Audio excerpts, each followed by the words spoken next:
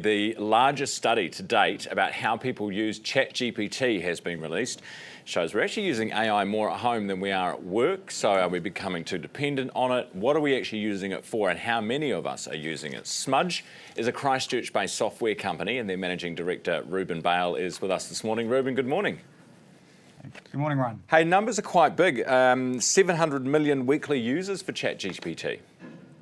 It was massive. It's one of the largest. It is the largest growing new technology we've ever had. So the scale was just huge. So larger than, does that mean bigger than the uptick you would have seen in like social media or anything else we've had technology-wise? Anything we've had to date is one of the fastest growing new technologies.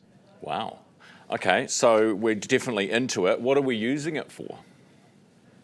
So people are using it just to do almost anything. So things rather than going to Google now, it's so much easier just to put a prompt up, look at ChatGPT and ask a question. It responds in a way that is contextual to your question. So it feels like it's giving you a great answer to a problem that you've got.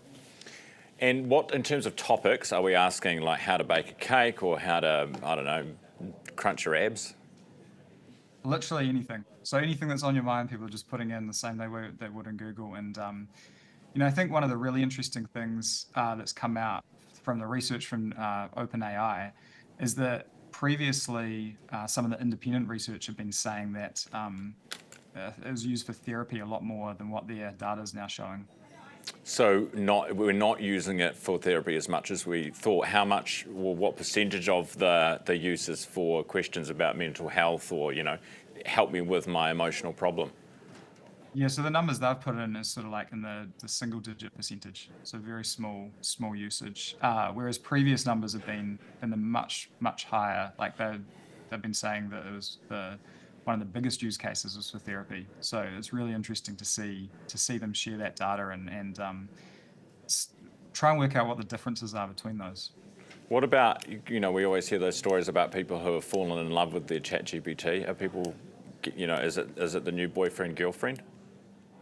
Yeah, look, I mean, 700 million users, anything like that, you're always going to have a percentage of people that are using it for a wide variety of things. And I think sometimes those can make the stories, but to me, it's the daily use. I look at through my own ChatGPT history, and I use it all the time for so many different things. And I think that's the kind of quiet adoption that we're seeing that we're not necessarily talking about. And what does that look like over time, especially as these tools need to monetize more than they currently do. And, right now the model is actually more about getting people using them as much as they can to work out how that goes in the future. Yeah, how do they make money out of it? So at the moment, ChatGPT has a free tier and then they have a paid tier with various different models. They also sell access to their models to developers through APIs. So you can spend money with them and use APIs to use their services. So there's a variety of different ways that it can be used. You said you use it lots in your day-to-day life. Do you always double check what it tells you? Can we trust it yet?